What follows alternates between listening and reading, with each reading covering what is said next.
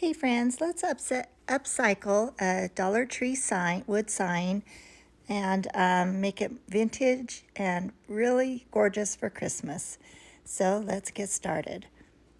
So I have this sign, and it's about 12 inches tall maybe, and I got it at the Dollar Tree like I said, and it's kind of cute, but we're going to make it much cuter.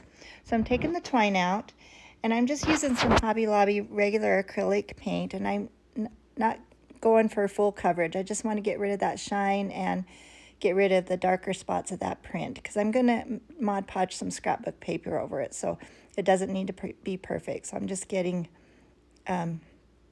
most of it covered up so it doesn't, not anything shows through the scrapbook paper. And then I'm also going to use my Crimson Red chalk paint by Waverly, and I'm going to paint the frame.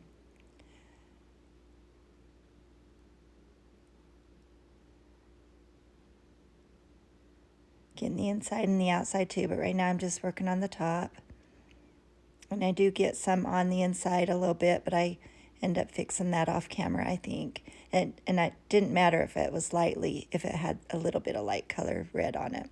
So now I'm just using my mini sander. Just going to rough it up and distress all the edges really well. Make it look weathered and a little older. I like that rustic vintage look. Trying to make it kind of even and getting the corners and edges really well. I've got this new desktop vacuum cleaner, and it's wonderful. It vacuums up all my dust particles, my paint particles, sawdust, everything, so it's great.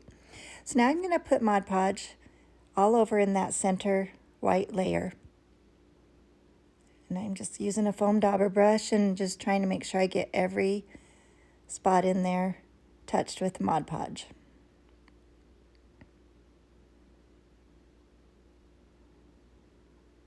Just smoothing it out, making sure all parts are touched.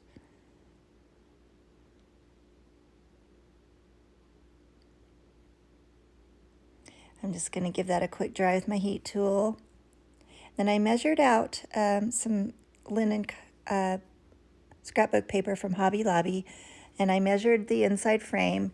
And you have to measure the top and bottom because it's not always even. So just make sure you cut a little on the large size, because you can cut it down, but you can't put it back. So right now I'm using my Tim Holtz Distress ink and going around all the edges and the corners, especially on that. And I probably should have waited till I cut it down, because I do have to cut it down, take like an 1/8 or 1/16 inch off the top and the side to fit in there just right.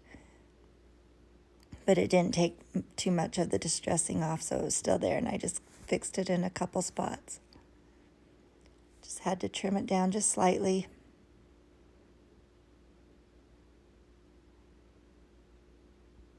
Get the sides fit in there really well, and then I have to do the length as well, just slightly. Thought this was just a nice neutral piece of paper to use as the background.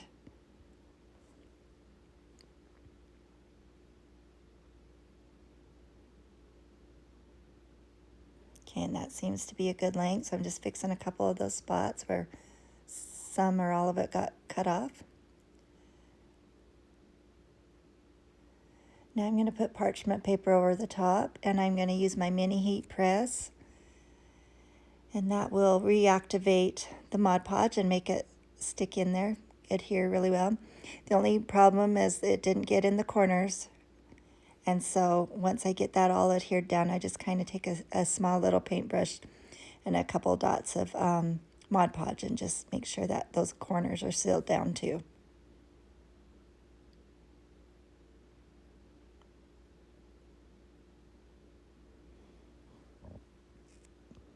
That's what I'm doing right there, is just making sure those are down too.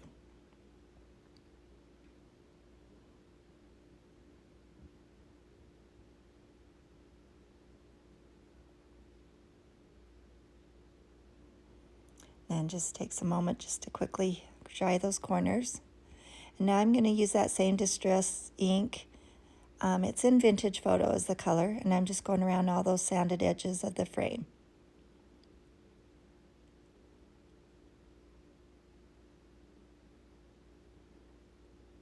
Just making it blend with the distressing inside the frame too on the scrapbook paper.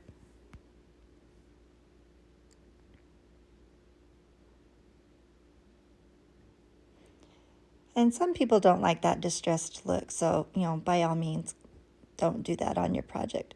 I have this old, it's a faux twig wreath. It's actually kind of more plastic that I've had in my stash. And so I'm using my floral paper covered twine and just cut off a long piece and just keep winding it around and round and round the wreath. Mostly to hold it together, but I also like the look of that, the brown paper twine on there. Just keeps it all together and gives me a place to glue the things that I'm going to be putting on this wreath. I got some vintage buttons on Amazon, a great 200 pieces, and they are the best buttons. So fun. I've been having so much fun with them. So I'll be putting some of those on top of this wreath, along with a little bit of greenery too. So I'm just winding that end on, and I'm going to put a little dab of glue to make sure it holds. And that's the little Christmas print, the little vintage Santa I'm going to put behind the wreath. And that is in my Etsy shop. I've got vintage Santa bundle, and I will put the link to those below this video. And I actually modified it to fit this size that I need for this project. And as you can see, I just need to cut it down, and I keep starting little by little and just keep taking it down until it fits in there. And I didn't want the paper to show on the edges outside the wreath. So I cut it a few more times. Actually made it a little bit bigger than I needed it to make, but it's better to be too big than too small. So I eventually get it the size I want and need.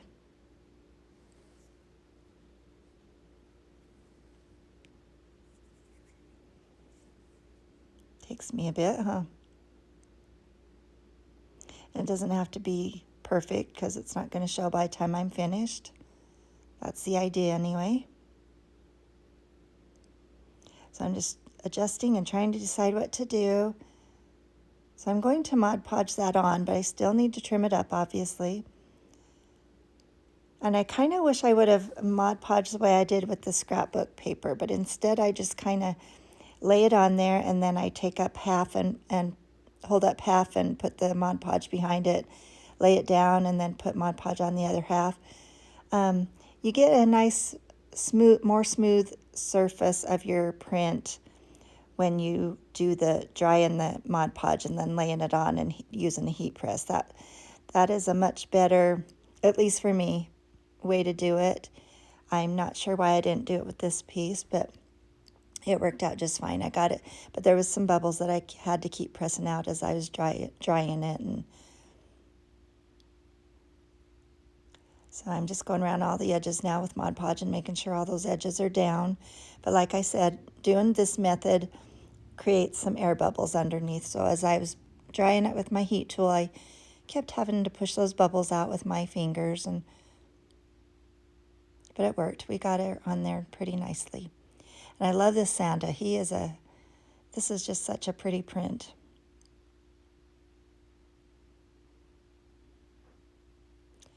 Just keep drying it and pressing the edges to make sure they're staying down all the way.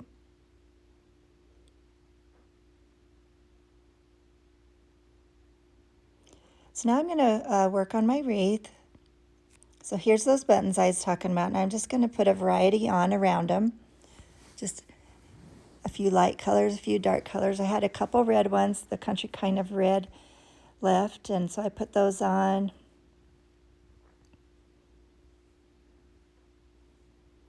Just kind of putting them on randomly. Really no rhyme or reason to it. Now you saw that I had two red ones, so I knew I wanted those on there.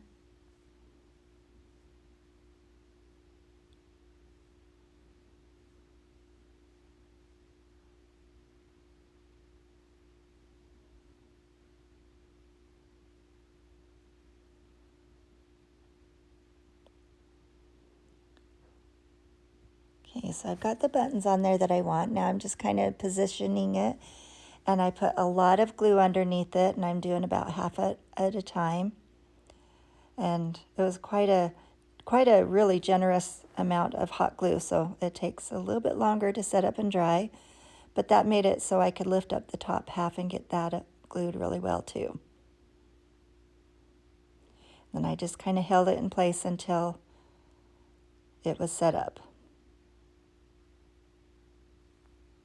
And now I decided to put some little greenery pieces all the way around the wreath. I've got these boxwood plant picks at Walmart, and so I just cut off each of the little tiny pieces. I'm just gluing those randomly around the wreath, little on the inside, mostly on the outside. And I'm kind of got them all going in the same direction on the wreath.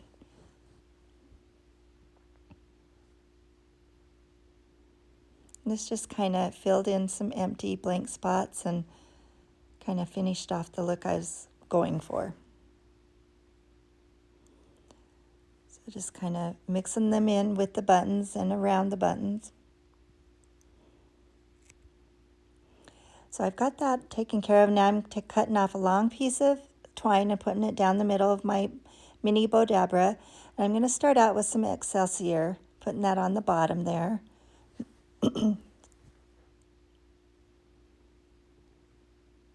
I'm going to use some red and white ticking fabric that I tore in strips.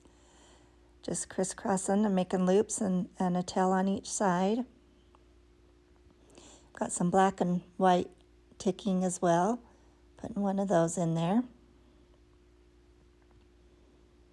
Then I decided to put a little bit of the green gingham ribbon that I got at Hobby Lobby in there as well. I'm going to put a little bit more Excelsior in there. I just like that texture. I just like the look it gives my projects. And I thought I'll put one more piece of the red and white ticking. And then I was thinking about putting some layers of twine, and I decided not to. I just decided to pull those up and tie them in a knot. Then you pull it out of your Bodabra, and then I tied it in a bow and left it there. Then I had lots of fluffing and arranging to do. Arrange all the Excelsior and the ribbons and loops and tails, and then I get it kind of arranged and I trim up the tails where it needs it.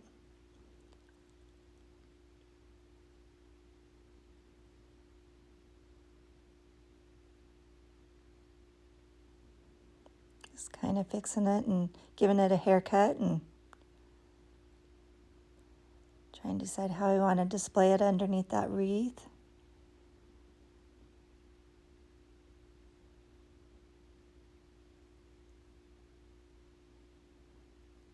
Yeah, it's looking cute already, and I can see that it needs a little more trimming, but I put a big glob of glue on the back of there right in the center and just hold it down underneath that wreath until it sets and dries.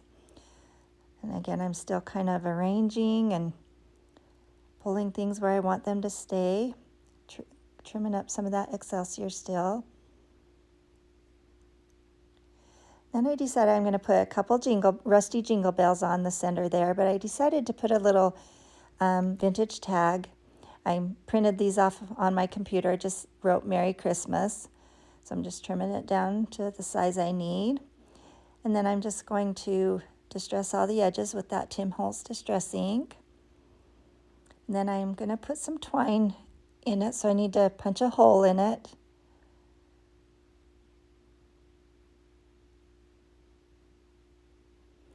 Push the hole or the loop through and then pull those strands through and decide where I want it to hang and how low I want it to hang.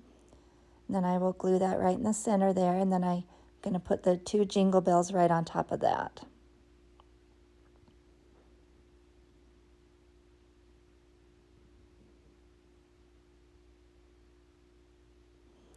Just hold those in place till we're good to go and do a little bit more trimming up. And that is it.